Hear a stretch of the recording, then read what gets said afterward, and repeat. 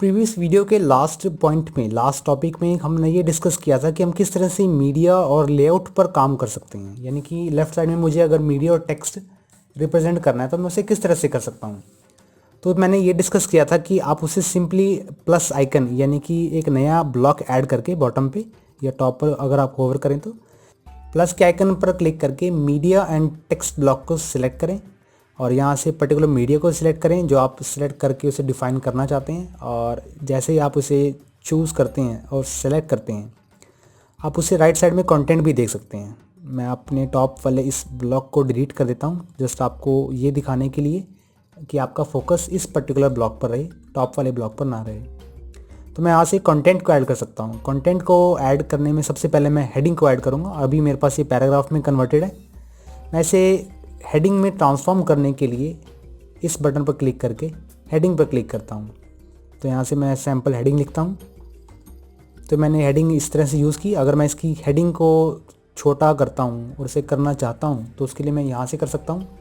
Otherwise आप यहाँ पर ब्लॉक सेक्शन में इसके लेवल को यहाँ से ऑर्गेनाइज कर सकते हैं। मैं इसे H4 रखता हूँ और पैराग्राफ को ऐड करते हैं। पैराग्राफ को ऐड करने से पहले मैं यहाँ पर डिवाइडर ऐड करूँगा ताकि मैं हेडिंग और पैराग्राफ के बीच में एक सेपरेटर यूज़ कर सकूँ। मैं इसे डॉट सेपरेटर यूज़ करूँगा। अब ऐड करते हैं इसके अंदर पैराग्राफ को। पैराग्राफ में मैं यहाँ पर सैम्पल डिस्क्रिप्शन टाइप करता हूँ अभी के लिए। आप चाहें तो अपने अकॉर्डिंगली डिस्क्रिप्शन या ओवरव्यू इसमें लिख सकते हैं।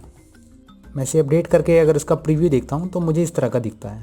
तो बटन पर जाऊँगा सबसे, तो जो मैंने इसमें ऐड की हुई थी ये कुछ इस तरह का मुझे दिखेगा। मैं यहाँ पर डिवाइडर को डिलीट करता हूँ क्योंकि सेपरेटर ये कुछ ज़्यादा स्पेस यूज़ कर रहा है। मैं सिंपली हेडिंग और डिस्क्रिप्शन को इसमें लिखता हूँ और अपडेट करता हूँ। अपडेट करने के बाद अगर आप पर्टिकुलर इमेज के साइज़ को मैनेज करना चाहते हैं तो उसके लिए आपको यहाँ से इसे लेफ़्ट की तरफ स्वाइप करना है।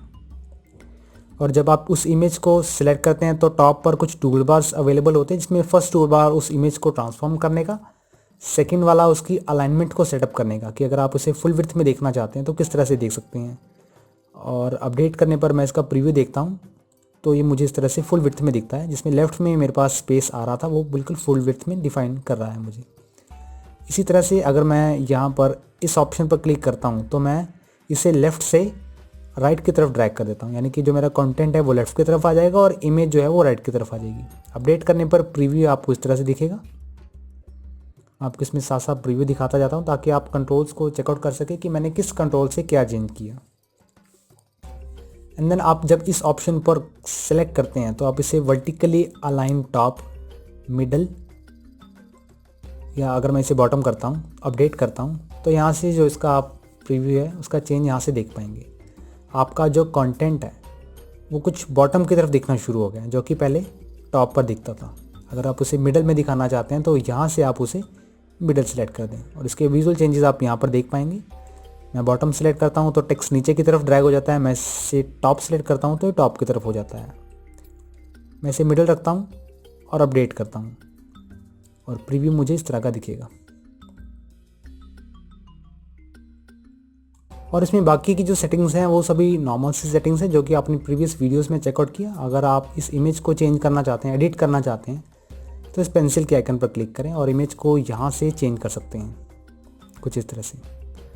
मैं इसे वाइड इमेज को सिलेक्ट करता हूँ, ये वाली को सिलेक्ट करने पर आप ये इमेज इस तरह से देख पाएंगे। और स्टैक ऑन मोबाइल पर अगर आप इस ऑप्शन पर क्लिक करते हैं तो मोबाइल में आप इस ग्रिड को थोड़ा सा चेंज होता देख पाएंगे। और अगर आप इसे क्रॉप पर सिलेक्ट करते हैं तो उसका प्रीव्यू आप यहाँ से देख सकते हैं कि आप कितने एरिया को क्रॉप करना चाहते हैं उसे डिफाइन कर सकते हैं। इस सर्कल से आप ये सिलेक्ट कर सकते हैं कि आपकी जो इमेज का कौन सा एरिया है जो इस क्रॉप वाले सेक्शन में दिखे।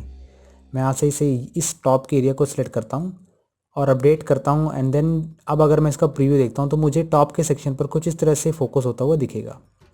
अगर मैं इसे बॉटम की तरफ करता हूँ, बॉटम राइट की तरफ, एंड देन अपडेट करता हूँ तो मेरे पास अब जो प्रीव्यू रहता है इसमें मैं बॉटम के एरिया को फोकस होता हुआ देख पाऊँगा कुछ इस तरह से। बॉटम पर मेरे पास अभी ये जो रॉक है, ये चट्टान है, मुझे ये दिख रही है। लेकिन अगर मैं इसे रिवर्स करता हूँ, इस तरफ ऊपर की तरफ ले जाता हूँ इस फोकस पॉइंट को, और अब अगर अपडेट करता हूँ तो इसका प्रीव्यू देखूंगा तो अब मुझे जो चट्टान दिखनी है वो बिल्कुल बंद हो जाएगी कुछ इस तरह से। आप इसके चेंज को यहाँ से देख पाएंगे। जिस एरिया को आप दिखाना चाहते हैं पर्टिकुलरली, आप उस एरिया को दिखाने के लिए इस सर्कल को वहाँ पर ड्रैग कर दें और अपडेट करने पर प्रीव्यू देख लें तो आपका जो कंटेंट है वो आपके अकॉर्डिंगली कुछ इस तरह से स्क्रीन पर दिखना शुरू होगा। तो इस तरह से आप इमेजेस के ब्लॉक्स पर काम कर सकते हैं। मैं इसे वाइड विड्थ करता हूँ कि मैं इसे पूरी स्क्रीन पर नहीं देखना चाहता, बॉक्स लेआउट में देखना चाहता हूँ। यहाँ पर बॉक्स लेआउट का मतलब उस लेआउट से है जो कि थीम द्वारा प्रोवाइडेड है, जिसमें लेफ़्ट और राइट से हमें मार्जिन देखने को मिलता है। फुल विड्थ में हमें ये जो मार्जिन है ये बिल्कुल 0 पिक्सल्स के बराबर हो जाता है, बिल्कुल ना के बराबर हो जाता है। फुल विड्थ में हमारे पास ये जो मार्जिन है ये बिल्कुल भी अवेलेबल नहीं होता। तो इस तरह से आप इस ब्लॉक को यूज़ में ला सकते हैं। अगर आपको अपने कंटेंट को विजुअली प्रेजेंट करना है तो आप उसके लिए इमेज को यूज़ कर सकते हैं। अगर टेक्सचुअली प्रेजेंट करना है तो टेक्स्ट को यूज़ कर सकते हैं। अदरवाइज़ इमेज के साथ साथ टेक्स्ट को यूज़ करने के लिए ये जो ब्लॉक है ये बहुत ही अच्छा ब्लॉक अब तक प्रूवेबल है। और इमेज को लेफ़्ट या राइट करने के लिए, इसके अलाइनमेंट को सेटअप करने के लिए आपको इन ऑप्शंस को ज़रूर ध्यान में रखना होगा।